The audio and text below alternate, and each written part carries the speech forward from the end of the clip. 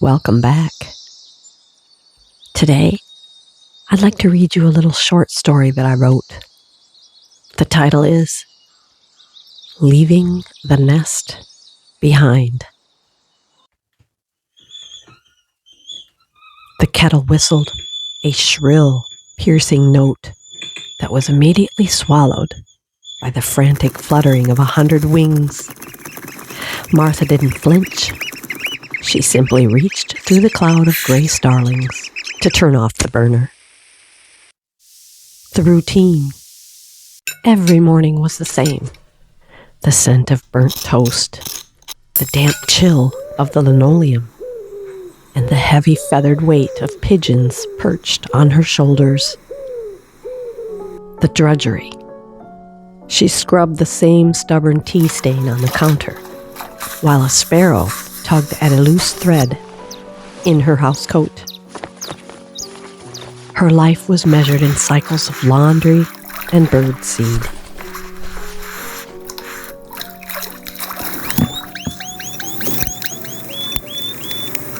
The paradox. Outside, the sky was a vast open invitation. Inside, Martha was pinned to the floor by the very creatures that were supposed to be symbols of escape.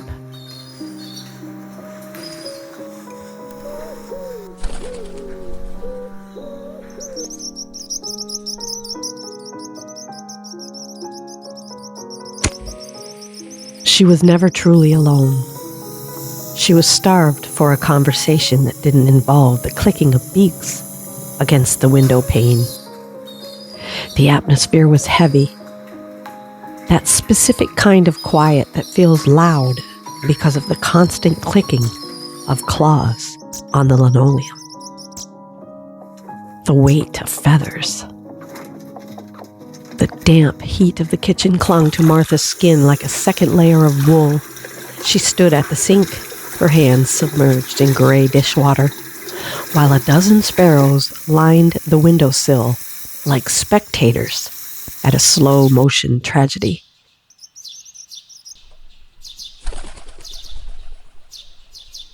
It wasn't that the birds were aggressive.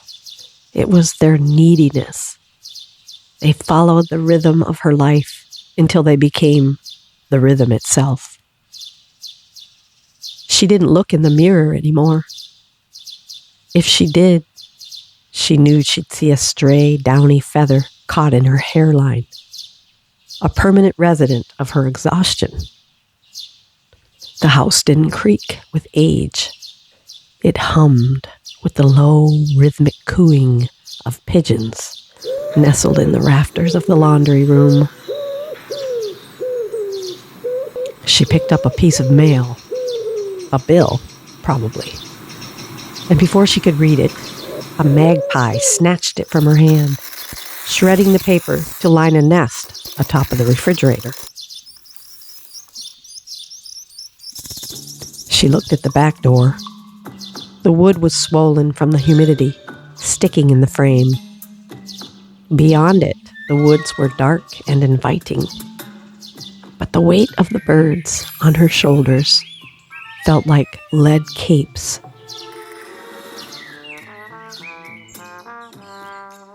To leave them would mean taking them with her, and she was already so tired of carrying them. It wasn't a locked door or a bolted window. The thing keeping Martha in that house was far more quiet and much heavier. It was the osmosis of obligation, the invisible anchor. Years of small, repetitive acts had woven her into the furniture. She had become a piece of the architecture as necessary and ignored as a load-bearing beam.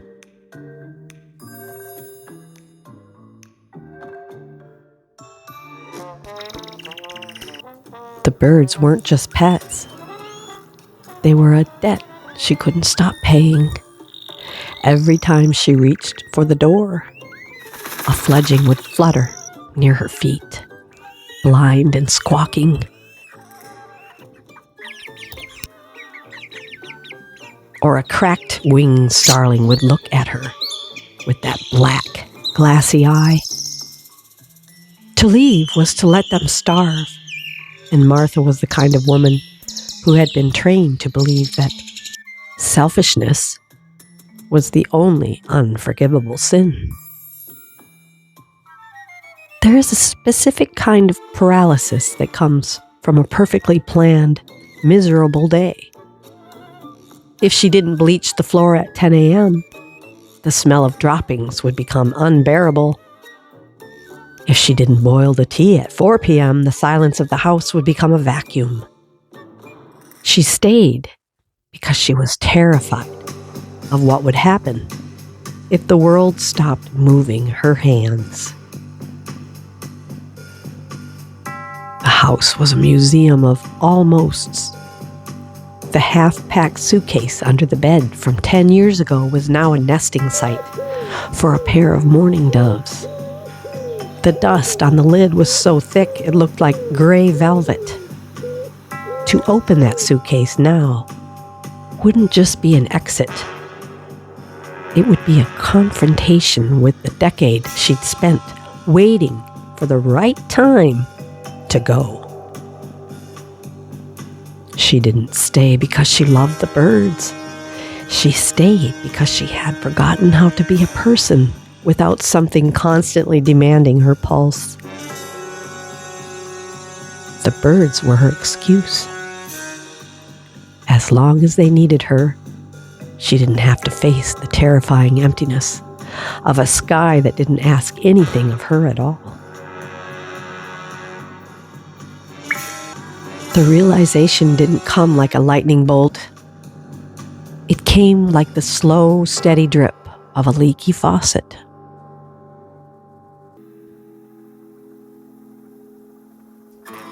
One afternoon, Martha stood in the corner of the kitchen and realized the back door wasn't actually locked.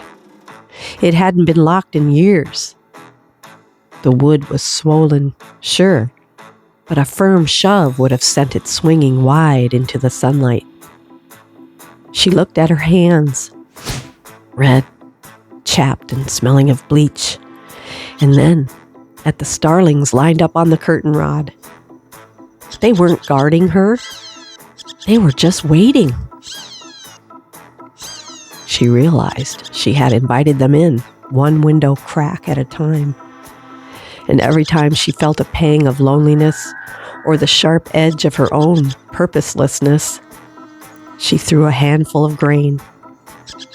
She had built this feathered army to fill the silence she was too afraid to hear. Being a jailer gave her a job. If she was a prisoner of her own making, at least she knew where the walls were.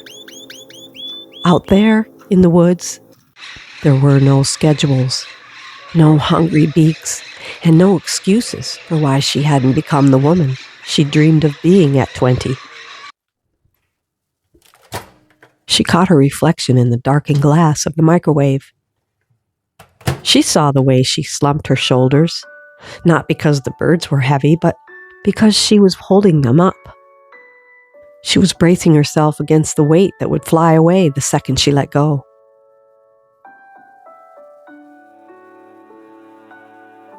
The birds didn't keep her there. Her fear of the wind did. She was the one holding the birdseat. She was the one refusing to open her hand.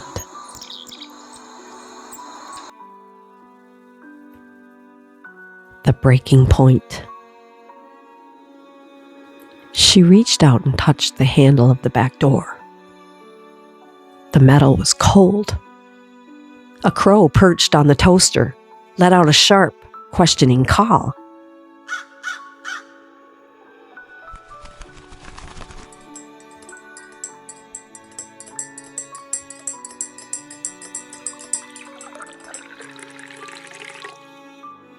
Usually she would jump to soothe it. This time, she just stared at it.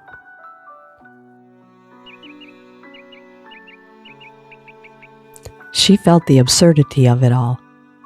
A grown woman, paralyzed by a 3-pound bird in a kitchen that smelled like old tea.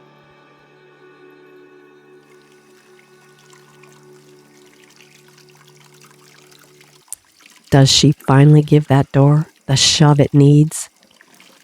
Or does the habit of the drudgery pull her back to the sink?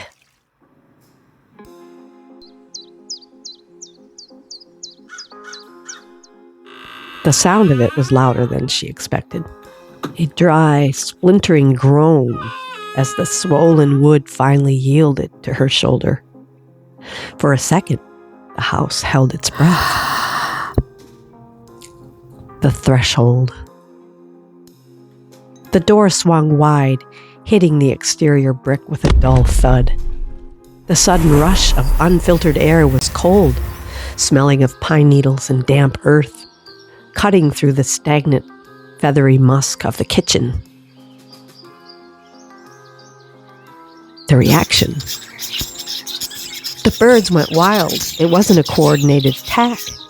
It was a panicked, chaotic explosion of instinct. The starlings on the curtain rods took flight, their wings beating against the ceiling like 1,000 playing cards in a bicycle spoke.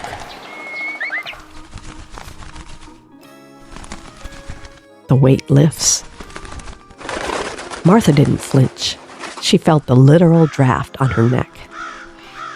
The same neck that had been tight with tension for a decade. She didn't look back at the sink or the half-scrubbed counters. The choice. A pigeon tried to land on her shoulder out of habit, but she shucked her coat, letting the garment and the bird drop to the floor in a heap of wool and confusion. She stepped out onto the porch. Her legs felt light, dangerously so, like she might float away if she didn't grip the railing. The silence of the woods. She walked 10 feet, then 20. She waited for the guilt to tackle her from behind, for the drudgery to call her back like a neglected child. But the further she got, the quieter the house became. The birds weren't following her. They were staying in the cage she had built for herself. They didn't want the woods. They wanted the easy grain and the predictable walls. Martha reached the edge of the tree line and stopped. She looked at her hands. They were empty. No seed, no bleach, no keys. For the first time in 10 years, the only heartbeat she had to account for was the one thudding steady and terrifying inside her own chest.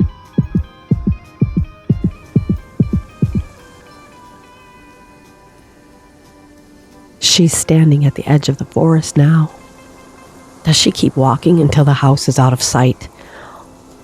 Or is there one last thing she needs to do to make sure she never goes back?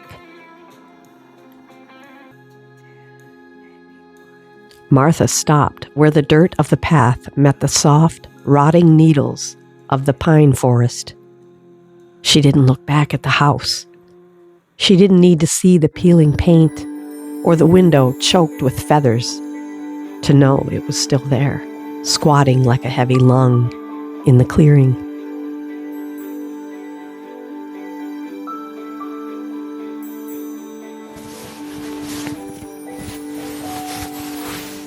She reached into her pocket. Her fingers brushed the cold, notched metal of the back door key. The brass worn smooth from years of her thumb obsessively tracing its ridges. It was the weight of her history, the physical anchor to every dish she'd washed and every hour she'd surrendered. She didn't throw it. Throwing it implied theater, a tantrum she no longer had the energy for. Instead, she knelt She pressed the key into the soft, black mud beneath a sprawling cedar root. She pushed it down until the earth swallowed the metal. Then she smoothed the dirt over with her palm, burying the gatekeeper of her drudgery in the silent dark. As she stood, a single crow landed on a low branch nearby. It watched her with a sharp, expectant glint, waiting for the whistle, the grain, the subservience. Martha didn't whistle. She didn't even blink. She turned her back on the bird, the house, and the woman she had been forced to be. She stepped into the shadows of the trees, her boots silent on the moss, walking until the only sound left was the wind moving through the branches that didn't belong to her. She was gone before the crow could even call her name.